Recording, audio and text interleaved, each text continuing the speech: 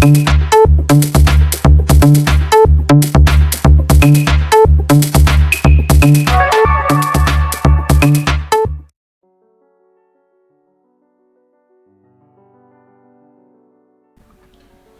of the students wonder why do they have this linear inequations chapter in mathematics? Or they also ask me what is the real life application of linear inequations? Surprisingly, linear inequations has been more often used in day-to-day life rather than the linear equations. Its applications are intertwined with businesses for various factors like control inventory, plan production lines, produce pricing models for shipping or warehousing goods and materials, engineering, and production quality assurance.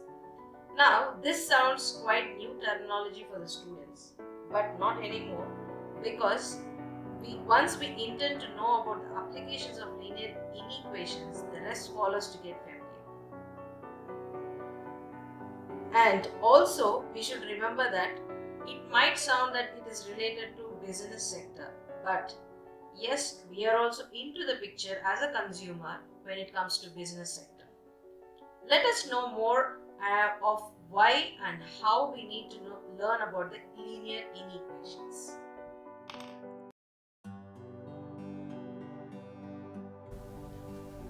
So before starting getting into the terminologies, you can see there is a small graphical figure which is shown, and in which there is optimal solution, and there is a small tabular column which shows corner points and the profit which is given here.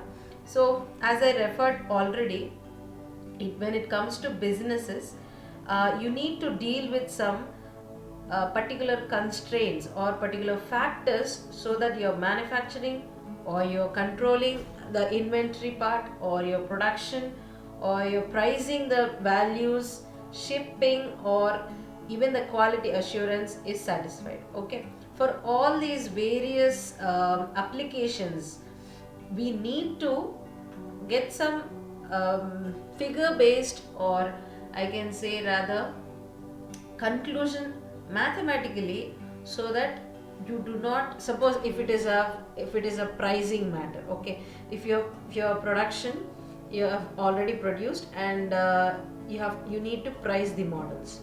What do you think, how do you think the manufacturer is pricing the model? Not only simply based on how much he is investing on that particular product, it's also we have to consider about the various factors which are involved in producing that product. Okay, so for that there is an analyzation done based on linear inequations. Now you can see here, suppose there is a product and its x factor is, imagine, around 45 or 50, and its y factor is around 70 or so, 75 or so. So then what should be the maximum value, what should be the minimum value of the profits which you can get?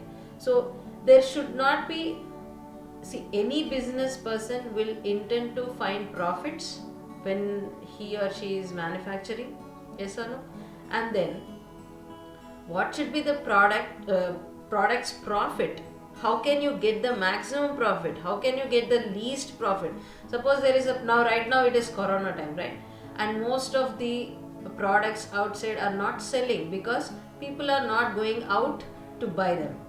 Apart from food products, most of the products which are like not necessary that much, we are not choosing to buy them.